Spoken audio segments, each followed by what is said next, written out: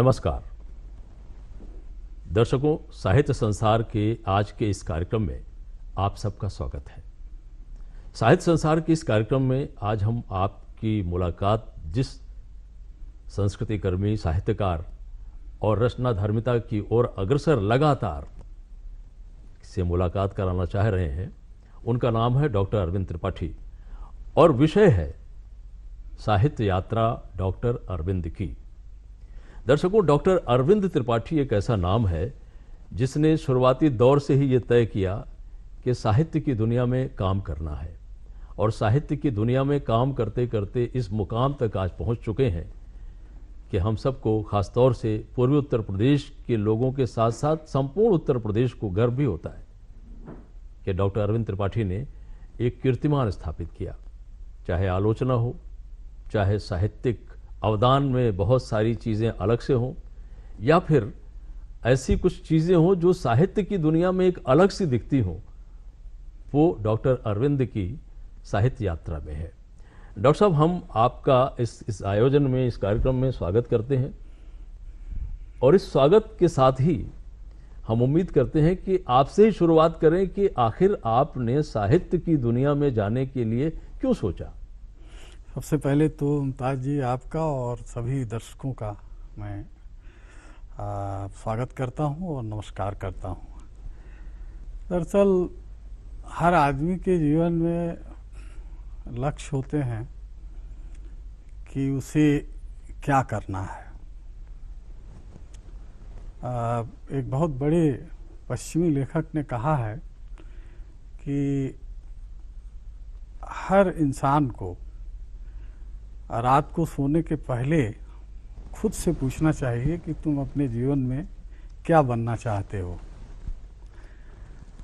और यह बात मेरे पिताजी ने मुझे बताई थी, तो मैंने शुरुआती दिनों में ही निश्चय कर लिया था कि मुझे एक दिन कलम के रास्ते ही अपना मुकाम तय करना है, आगे बढ़ना है। तो ये मैंने शुरू में ही निश्चय कर लिया, जैसा कि आपने कहा है। और लिखते लिखते 4 दशक का वक्त गुजर गया। पिछले 2 दशकों के आसपास तो गोरखपुर में ही हूँ और 2 दशक हमारा जो जीवन है वो दिल्ली का रहा है। और इन वर्षों में कह सकता हूँ कि लिखने के अलावा और पढ़ने के अलावा मैंने दूसरी कोई चीज़ सोची नहीं। इसलिए लिखना जो है वो मेरी सांसों की प्रक्रिया की तरह है। मुक्तिबोध ने कहा है ना कि लिखने का अर्थ है जीने की प्रक्रिया। जैसे आदमी सांस लेता है और उसकी एक रफ्तार होती है, उसी तरह हमारे जीवन में साहित्य रचा बसा है। डॉक्टर साहब, आप कवि, आलोचक, संपादक, जी, ये 3 अलग अलग जो विधाएं हैं साहित्य की, जी, उसमें आपने बड़े काम किए हैं। कविता के क्षेत्र में जब हम लोग देखते हैं तो अरविंद त्रिपाठी बहुत ऊंचाइयों पे दिखते हैं। आलोचना की और समालोचना की जब बात करते हैं तो आपका नाम बहुत बड़े बड़े लेखकों की कृतियों, कविताओं और रचनाओं पर आता है, जहां आप कभी कभी, मुझे लगता है कि एक शब्द होता है अंग्रेजी में कि बहुत ब्रूटल हो जाता है एक आलोचक। जी, जी। वो आलोचक आप कभी रहे हैं कि नहीं रहे हैं, ये तो बाद की बात होगी। हम संपादकीय की बात करना चाहेंगे। यहीं से शुरू करते हैं कि आपने संपादन के बहुत सारे कार्य किए। शुरुआती दौर से आपने पत्रकारिता भी की। वो वक्त भी आपने देखा कि जब पत्रकारिता में बहुत ही नपे तुले और तपे लोग आते थे। वो शब्द, वो समय था, उस समय आपने पत्रकारिता की थी। उसके बाद आपने संपादन भी किया और संपादन बड़े बड़ी कृतियों का तो किया ही साथ पुस्तकों का भी किया। चाहे वो आलोचना हो, वर्तमान साहित्य हो, बड़े बड़े मतलब इस तरह की जो साहित्य के संसार में जानी पहचानी कृतियां हैं और पुस्तकें हैं। आप तीनों के कार्यों में सामंजस्य कैसे बिठाते थे? ये बड़ा दुर्लभ कार्य होता है। देखिए, शुरू में तो मैं कविताएं ही लिखता रहा, मतलब करीब 15-20 साल तक तो मैंने कविताएं लिखी, और मेरे जो साहित्य के पुराने मित्र हैं वो कवि के रूप में ही मुझे मानते हैं।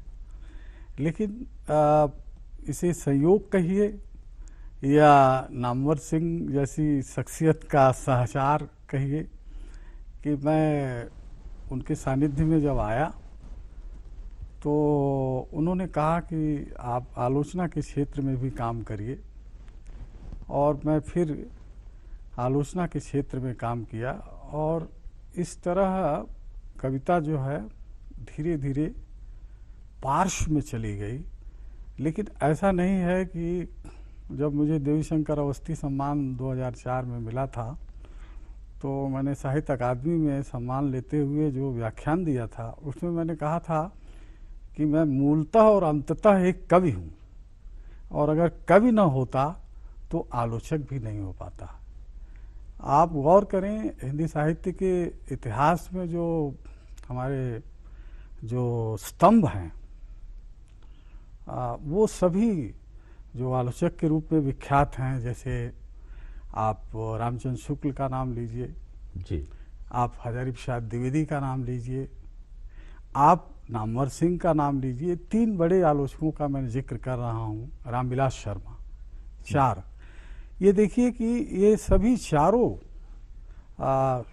कवि हैं और इनकी कविताएं बहुत अच्छी रही हैं, और बाद में उनका विकास आलोचक के रूप में हुआ। मुझे जो है शुरुआती जो मेरी कविताएं हैं और साहित्य का पहला पुरस्कार दिल्ली हिंदी एकेडमी का मेरा घर जो कविता मेरी है, लंबी कविता है, और इसी गोरखपुर में करीब 40 वर्ष पहले अपने विद्यार्थी जीवन में मैं एमए का छात्र था, तब वो लिखी गई थी। तो कविताएं जो है वो ऐसा नहीं है कि मुझसे छूट गई हैं, लेकिन आलोचना का इतना मेरे ऊपर प्रेशर रहा साहित्य, क्योंकि आलोचना जो है वह सहकारी भाव है जी, और मैं साहित्य की सिर्फ आलोचना नहीं, मैं सामाजिक आलोचना लिखता हूँ, साहित्य को समाज तक पहुँचाने के लिए लिखता हूँ। इसलिए मेरी आलोचना में जो जद्दोजहद है वह उसके केंद्र में साधारण मनुष्य है, आम आदमी है। अब आपने संपादन की बात की, तो संपादन भी उसी सिलसिले में आप देखें कि मैंने श्रीकांत वर्मा जैसे कवि की मतलब उनसे मेरा बहुत गहरा ताल्लुक़ रहा, बल्कि उन्हीं के आमंत्रण पर मैं दिल्ली गया और उनका बहुत स्नेह मिला, लेकिन बहुत कम समय के लिए उनका साथ रहा। उसी के 1 साल बाद ही वो दिवंगत हो गए, कैंसर से पीड़ित थे, और मैं दिल्ली में निराश्रित हो गया, क्योंकि मैं बिल्कुल गोरखपुर और गांव से गया हुआ युवक था और चारों तरफ मेरे अंधेरा था। लेकिन मैंने दिल्ली में ही जूझना पसंद किया, और लगभग शुरुआती जीवन में आप सोचिए कि 82-83 से लेकर के और 2002 तक मैं दिल्ली में ही डटा रहा और लिखते रहे। दिल्ली तो एक महासागर है जी, तो उस महासागर में गोते लगाते रहा, और कई बार मुझे मोती मिले, कई बार सीप मिले। तो आलोचना के क्षेत्र में जो मेरे पैर बढ़े आगे, वो उसकी वजह जो है दिल्ली है। और दूसरी जो सबसे बड़ी वजह है कि मुझे लगा कि आज की जो कविता है उसको मूल्यांकित नहीं किया जा रहा है। विश्वविद्यालयों में जो आलोचना के नाम पर लिखा जा रहा है, दरअसल वो आलोचना है नहीं। तो मुझे एक आपद धर्म की तरह आलोचना के क्षेत्र में उतरना पड़ा। जैसे मंदिर में गए थे भजन करने, लेकिन देखा कि बरामदे में बड़ी गंदगी है, तो झाड़ू लेकर के खड़ा हो गया और सफाई करने लगा। आपने प्रेम को छोड़ करके क्यों समाज और समाज की तमाम जो विसंगतियां हैं या जो चिंताएं हैं उसको चुना? उसके पीछे क्या कारण है? देखिए, ऐसा है कि मैंने प्रेम कविताएं भी लिखी हैं और वो कविताएं बड़ी छोटी छोटी कविताएं हैं, और आप पढ़ेंगे तो आप कहेंगे कि आपकी दिलचस्पी इतनी ज़्यादा प्रेम कविताओं में कैसे हो गई। जैसे उसका शहर छोड़ते हुए मेरी एक प्रसिद्ध कविता है। लेकिन आपने ठीक कहा कि मेरे सामने जो है जिंदगी का यथार्थ बहुत ही खौफनाक था। मैं जिस इलाके में जन्म लिया, गोरखपुर का दक्षिणांचल, आप जानते हैं कि बाढ़ और सूखा, बीमारी और महामारी, और उस इलाके में आप जानते हैं कछार इलाका है जी। कई बार जो है दोनों फसल गायब हो जाती थी। मेरे पिता शिक्षक थे, और दरअसल साहित्य लिखने की प्रेरणा उन्होंने ही, मैं उनको पिता ही नहीं बल्कि अपना गुरु और मित्र दोनों मानता हूँ। मैं मिला हूँ, आप उनसे मिल चुके हैं जी। उनके साथ सबसे बड़ी खूबी थी कि वो एक एज के बाद कभी उन्होंने मेरा पूरा नाम नहीं लिया, और मित्रवत व्यवहार। और जब भी मिलते थे, मैं दिल्ली जब चला गया तो मुझसे बराबर जो खतों किताबत होती रही जी। उसकी भविष्य में एक जिल्द उसकी छपेगी, तो उसमें उन्होंने साहित्य की समस्याओं से हमें परिचित कराया, और हमें यह कहा कि लिखना जो है वो व्यसन नहीं है और न ही सुख सैया है। लिखना जो है तलवार की धार पर गुजरना है, जाना है। ये आग का दरिया है और डूब के जाना है। तो ये लिखना जो है, जैसा कि मैंने आपसे कहा, सांसों की प्रक्रिया है। आपके सामने जब जलता हुआ यथार्थ है समाज का, जीवन का, भूख है, गरीबी है, इफ्लास है, अशिक्षा है, बेरोजगारी है, तो आप जो है सिर्फ प्रेम कविताओं के बदौलत जीवन में खड़े नहीं हो सकते। इसीलिए आलोचना के क्षेत्र में जब मैं आया तो मेरे जो आइडियल कवि हुए वो श्रीकांत जी हुए। श्रीकांत जी इसलिए मेरे लिए महत्वपूर्ण हैं क्योंकि उन्होंने 60 के दशक में जो युवा कविता शुरू हुई नई कविता के बाद जी, उसमें उन्होंने ऐसी कविताएं लिखी जो उस पीढ़ी के किसी भी कवि ने नहीं लिखी। मतलब वो क्षोभ और गुस्से और असंतुलन के कवि के रूप में जाने जाते हैं। और अशोक वाजपेयी ने जैसा कि उनको कहा कि वो अपनी पीढ़ी के एक नाराज कवि थे, तो उस नाराज कवि की कविताओं ने मुझे भीतर तक बांध लिया। और आप जानते हैं कि मैंने उन पर सबसे पहली किताब मैंने ही हिंदी जगत में लिखी, और श्रीकांत जी को वो किताब, हालांकि मैंने उनकी कुछ कविताओं की आलोचना भी की, क्योंकि बहुत सारी कविताओं में स्त्री के बारे में जो उनका नजरिया था वो सामंती था जी। इसलिए मैंने उसकी आलोचना की। और जब मेरी उनसे मुलाकात हुई तो मैं सोचा कि शायद उनको अच्छा ना लगा हो, लेकिन उन्होंने कहा कि नहीं नहीं, आपने बहुत अच्छा लिखा है और मुझे बहुत, और वो किताब छपनी चाहिए। वो शताब्दी मनुष्य और नियति नाम से वो किताब जो है 1985 में प्रकाशित हुई थी। तो मेरे कहने का मतलब ये है कि मैं साहित्य में जो है यश के लिए, यश तो एक होता है, लेकिन साहित्य उससे भी ज़्यादा जो है मेरी ज़िंदगी का एक ऐसा माध्यम है जिसके बिना मैं जी नहीं सकता। डॉक्टर साहब, एक चीज़ और हम देखते हैं कि आप दो ऐसे जो ध्रुव हैं साहित्य के, एक तो प्रोफेसर नामवर सिंह और दूसरे श्रीकांत वर्मा जी, दोनों के अलग अलग छोर हैं। इन दोनों अलग छोरों को एक साथ देखते हुए आप खुद को कैसे उसमें समाहित करते हैं या समायोजित करते हैं? आपने बहुत महत्वपूर्ण बात कही है। देखिए, आचार्य रामचंद्र शुक्ल ने एक बात कही है कि साहित्य जो है वो विरुद्धों का सामंजस्य है जी, और यह जीवन भी जो है विरुद्धों का सामंजस्य है। आप जानते हैं यह सृष्टि जो है वह तमाम तरह के जो हमारे नक्षत्र हैं उन सब से खिंचा हुआ है, बहुत सारे ग्रह हैं, तो और उसको एक दूसरे के गुरुत्वाकर्षण में खिंचाव है। पृथ्वी उसमें, पृथ्वी मनुष्य की जगह है। तो विरुद्धों के सामंजस्य पर जब प्रकृति टिकी हुई है और यह जीवन टिका हुआ है, तो साहित्य भी जो है विरुद्धों के सामंजस्य पर ही टिका हुआ है। अब जैसे उदाहरण के लिए आप देखिए, श्रीकांत जी जो है वह मार्क्सिस्ट नहीं थे, लेकिन वह सबसे ज्यादा उनको उनके काव्य गुरु जो है वह मुक्तिबोध थे। हाँ। उनके जो है साहित्यिक गुरुओं में दूसरे गुरु हरिशंकर पारसाई थे और दोनों मार्क्सिस्ट थे। लेकिन श्रीकांत जी ने जो कविताएं लिखी वह बिल्कुल उनका मिजाज अलग है, और उन्होंने मार्क्सवाद को ये कहा कि लेखक तो स्वभावतः प्रगतिशील होता है, इसलिए मार्क्सवाद से वह विरोधी नहीं थे। ये कई लोगों को भ्रम है कि श्रीकांत जी जो है वो मार्क्सवाद के विरोधी थे, जबकि मेरा ये मानना है कि वो मार्क्सवाद से असहमत थे। जैसे प्रतिबद्धता को उन्होंने, साहित्य में एक प्रतिबद्धता हो ना, कमिटमेंट, तो उन्होंने ये कहा कि लेखक जो है स्वभावतः कमिटेड होता है, वो समाज के लिए लिखता है। तो इसलिए जो है प्रतिबद्धता का जो सवाल है वो फिजूल है। लेकिन श्रीकांत जी की जो सबसे बड़ी चीज जो मुझे प्रभावित की कि उनकी कविता जो है अपने समय में सबसे ज्यादा जो है अलग है।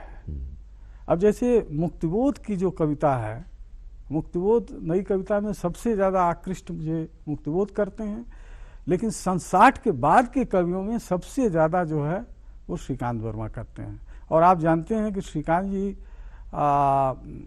एक ऐसे कवि थे जिन्होंने अपना रास्ता खुद तय किया जी। वो किसी बने बनाए फार्मूले में चलने वाले नहीं थे। आप माया दर्पण उनके संग्रह को आप देखिए, माया दर्पण जो काव्य संग्रह है, और उसके बाद मगध उस व्यवस्था का मरसिया है जिसके श्रीकांत वर्मा प्रवक्ता थे जी।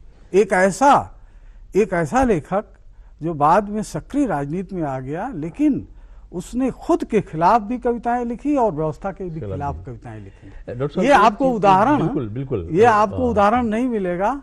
और नामवर जी तो हमारी विचारधारा के थे, तो स्वभावतः उनसे मैं जुड़ा रहा और मैं विचारों से प्रगतिशील हूँ। मैं खुद श्रीकांत जी का स्नेह पालित रहा हूँ, इसीलिए उनकी एक काव्य पंक्ति आप लोगों के सामने पेश करना चाहता हूँ। उन्होंने लिखा है कि जो मुझसे नहीं हुआ वो मेरा संसार नहीं, यानी कि जो मुझसे नहीं हो सका अतीत में वो मेरा संसार नहीं है, मेरा संसार वह है जो मेरे सामने है। अब जैसे आपने कहा कि मैं शुरू में तो फ्रीलांसर था, इसी गोरखपुर में मैंने अपनी पत्रकारिता शुरू की, फिर जब दिल्ली में गया 1984 में तो पत्रकार के रूप में ही काम किया। फिर उसके बाद मैं जवाहरलाल नेहरू विश्वविद्यालय में 2 साल पढ़ाया भी, पोस्ट डॉक्टरल फेलो रहा, वहीं नामवर जी से मेरी भेंट हुई। और आकाशवाणी सेवा में आना तो मेरे लिए एक संयोग है। संयोग को हालांकि मैं बहुत ज़्यादा नहीं मानता, लेकिन मैं यह मानता हूँ कि कुछ नियति जो है आपको फिक्स कर देती है जी। और मेरे एक मित्र मेरे घर आए और वो ठहरे थे और उनको रेडियो में प्रोग्राम एग्जीक्यूटिव का इंटरव्यू देना था, और मैंने भी उस पद के लिए अप्लाई किया था। मैं उनका इंटरव्यू दिलाने गया और मैंने कहा भाई यूपीएससी में, मैंने पूछा कि भाई मैंने भी अप्लाई किया है, तो उन्होंने देखा तो उन्होंने कहा नहीं आपका तो ये इशू नहीं हुआ है। हमने कहा भाई मेरी ये योग्यता है, आप देखिए। खैर बड़ी जद्दोजहद के बाद अंततः उन्होंने बताया कि नहीं आपका इंटरव्यू परसों है। और इस तरह मैं इंटरव्यू दिया और सेलेक्ट हुआ, और पहली पोस्टिंग आप जानते हैं गोरखपुर में मैंने ज्वाइन किया, लेकिन मैं 6 महीने बाद फिर दिल्ली चला गया। तो रेडियो में आना तो इत्तेफाक हुआ, लेकिन मैंने जो आपसे कहा कि ये मेरा संसार था, यही संसार था जिसमें मुझे अपने जीवन के 3 दशक गुजारने थे। और गुजारा नहीं, एक एक्टिविस्ट की तरह, एक रेडियो के कार्यकर्ता की तरह मैंने काम किया। और आप हमारे बहुत सारे कार्यक्रमों में शरीक रहे हैं, संचालक के रूप में, एक्सपर्ट के रूप में, आप जानते हैं मेरे काम करने का तरीका। और यह काम मैंने दिल्ली से शुरू किया। मेरा ये जीवन का लक्ष्य था कि संयोग से मैं साहित्य का आदमी हूँ और मुझे रेडियो में मौका मिला है, तो मुझे साहित्य और संस्कृति का विकास करना चाहिए। इतनी बड़ी हमारी परंपरा है, इतना बड़ा साहित्य है, हमें जो है ऐसा कुछ काम कर जाना चाहिए जिससे लोगों को लगे कि भाई ये है साहित्य। जैसे मैंने आकाशवाणी में दिल्ली में भी अखिल भारतीय कार्यक्रम, जी, वार्ताओं का अखिल भारतीय कार्यक्रम का मैं लंबे समय तक प्रोड्यूसर रहा, और राजेंद्र प्रसाद मेमोरियल लेक्चर का भी मैं प्रोड्यूसर रहा। सर्वभाषा कवि सम्मेलन जो आप देखिए अब अस्तम गतम की ओर है, ये दुर्भाग्यपूर्ण है, वो उसका मैं वर्षों तक प्रोड्यूसर रहा हूँ, और वो कार्यक्रम हमने किए हैं और हमने वो बहुत सारी चीज़ें जो है बदल दी। जैसे मैंने ये कहा कि हम गीतकारों को कम से कम साहित्य में बुलाएंगे, क्योंकि आज की जो 50-60 साल की जो कविता है, नई कविता है, और उसके बाद की जो कविता है, जो महत्वपूर्ण कवि हैं वो आए, क्योंकि कविता जो है वो गाने की चीज नहीं है। जो सर्जक है वो लिखता है, गाने वाले दूसरे होते हैं। इसलिए कविता का एक गुण गेयता है, लेकिन संपूर्ण गुण गेयता नहीं है। इसलिए मैंने इस पर जो है हमेशा स्टिक किया, और मैंने यह तय किया कि साहित्य की मुख्य धारा से रेडियो को मुझे जोड़ना है, और मैंने वो हमेशा कोशिश की। मैंने बहुत सारे कार्यक्रम दिल्ली में किए और रामपुर में किए। मुझे ये भी लगा कि हिंदी के जो टॉलस्टॉलजर्स हैं, गे हैं, नागार्जुन हैं, मुक्तिबोध हैं, इस्मत चुगताई हैं, मजाज हैं, तो इन सारे लेखकों की जन्मशती मनाई जाए जी। और आप कई जन्मशतियों में संयोजक के रूप में मेरा काम देखा है जी। मैं इसलिए ये काम करता रहा कि आने वाली पीढ़ी और हमारे समय की जो जनता है, जो समाज है, वो समझे कि साहित्य वस्तुतः है क्या। कविता मनोरंजन की चीज नहीं है डॉक्टर साहब, कविता जीने की प्रक्रिया है। कविता जीने की प्रक्रिया है, मनोरंजन की चीज नहीं है। हम लोग अब चलते हैं दूसरी तरफ जी। और कार्यक्रम में बात करते करते कभी कभी हम लोग ये दिमाग से उतर जाता है कि आपसे बात करते ही रहे, बस बात चलती रहे, लेकिन एक सीमा है। उस सीमा के भीतर हम आपसे ये चर्चा करना चाहेंगे कि आपने जो पहली पुस्तक लिखी जो चर्चा में आई, जी जी, वो थी कवियों की पृथ्वी। जी जी, ये पुस्तक मेरे सामने पड़ी है, रखी है, पढ़ी नहीं, रखी है। ये कवियों की पृथ्वी, ये जो पुस्तक है, इस पुस्तक के विषय में आप जरा सा हमारे दर्शकों को बताते रहिए। देखिए, ये कवियों की पृथ्वी, आप जानते हैं कि पृथ्वी सूक्त है हमारे वेद में जी। तो ये वो पृथ्वी का सूक्त नहीं है, इसमें उन कवियों का जिक्र है जो अपनी जमीन से जुड़े हुए हैं। और आलोचना की साखी, आलोचना की साखी वस्तुतः जो है हिंदी के जो प्रतिष्ठित आलोचक हैं जी, उन पर है, और आलोचना के जरूरी सवालों पर मेरे लिखे हुए लेख हैं, बहसें हैं। ये दोनों किताबें जो है मतलब प्रकाशित हुई, और ये दोनों, ये देखिए संयोग की कवियों की पृथ्वी पर मुझे देवी शंकर अवस्थी सम्मान जी, जो गोरखपुर आने पर ही मुझे मिला। हालांकि ये किताब पहले छप चुकी थी, तो ये हिंदी का सबसे महत्वपूर्ण पुरस्कार मुझे हासिल हुआ। बधाई है आपको। और ये आलोचना की साखी जो है, ये आचार्य रामचंद्र शुक्ल जो मध्य प्रदेश शासन का सबसे बड़ा सम्मान है जी, आलोचना की साखी किताब पर मुझे मिला था। ये पुरस्कार आपका यहाँ है, मैं अपने दर्शकों को दिखाना चाहता हूँ। जी जी, आलोचना की साखी, ये जो आपको सम्मान मिला, जी जी, सम्मान और पुरस्कार तो आपके जीवन में बहुत सारे आए, लेकिन जो प्रमुख हैं, जिनको हम सब इसको खास तौर से देख रहे हैं, दर्शकों को दिखा रहे हैं। भाई शुक्ल जी का उल्लेख इसलिए कि शुक्ल जी देखिए हमारे बिल्कुल पड़ोसी हैं जी, बस्ती के अगोना में उनका जन्म हुआ जी, और ये जो है दुनिया के, ये सिर्फ हिंदी के आलोचक नहीं थे, पूरे भारतीय साहित्य में और विश्व साहित्य में जी, रामचंद्र शुक्ल की जगह है, और उनको आज तक कोई भी सरपास नहीं कर पाया। आपकी एक पुस्तक और है जो भारतीय साहित्य के निर्माता श्रीकांत वर्मा, ये साहित्य अकादमी से प्रकाशित हुई है,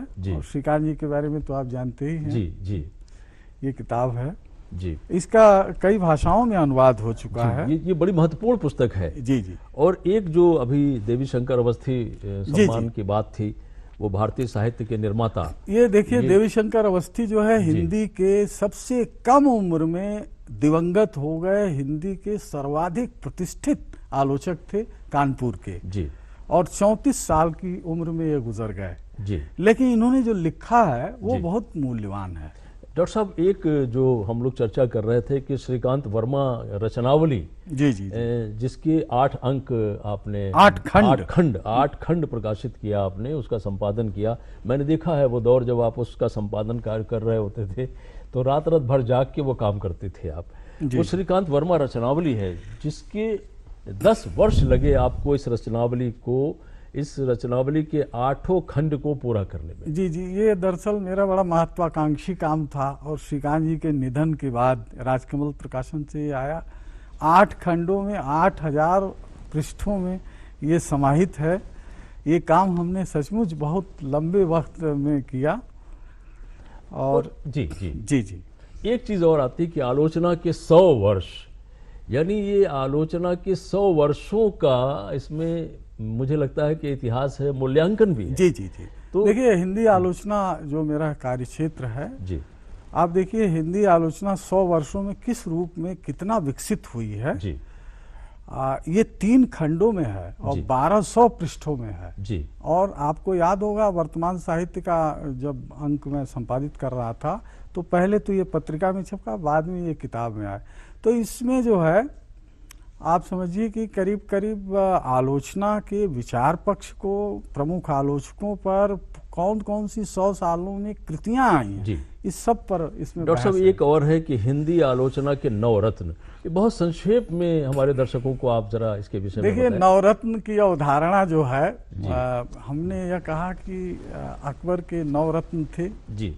तो हिंदी आलोचना का जब मैं वर्तमान साहित्य का संपादन कर रहा था तो नामवर जी से चर्चा हुई तो उन्होंने कहा कि तुम ऐसा कर सकते हो कि 9 रत्नों की चर्चा करो। 2017 में जो पुरस्कार आपको मिलता है ये जी सम्मान है, ये हमारे दर्शकों के लिए और एक बड़ा महत्वपूर्ण सम्मान है। डॉक्टर साहब, मैं चाहता हूँ कि इसको भी हम अपने दर्शकों को ज़रूर दिखाएं। ये एक है बड़ा है, हिंदी अकादमी दिल्ली का पुरस्कार, महत्वपूर्ण पुरस्कार है ये जी। ये हमारी आलोचना की जो तीसरी किताब है जी, हमारे समय की कविता, उस पर ये मुझे मिला था जी। इसके अलावा भी सम्मान मिले हैं, लेकिन मैं सम्मानों का जिक्र नहीं करना चाहता हूं क्योंकि मुख्य काम है लिखना। एक बड़े साहित्यकार को और डॉक्टर अरविंद त्रिपाठी जैसे साहित्यकार को सम्मानों से या पुरस्कारों से समझा नहीं जा सकता जी। उनके जो रचना कर्म है वही सबसे ज़्यादा महत्वपूर्ण है जी। डॉक्टर साहब, आप हमारे स्टूडियो में आए, आपने हमारे स्टूडियो में आकर इतनी महत्वपूर्ण जानकारियां हमारे दर्शकों को दी। खासतौर से जो आपकी साहित्यिक दुनिया है, हम सब उससे परिचित हुए। आकाशवाणी में काम करते हुए, दूरदर्शन में रहते हुए, क्योंकि दूरदर्शन में भी आपने काम किया जी, मैं तो हम आपके एक बहुत बेहतर जीवन की कामना करते हैं और इस उम्मीद के साथ कि आपकी ये रचना धर्मिता जारी रहेगी। बहुत बहुत धन्यवाद, आभार आपका।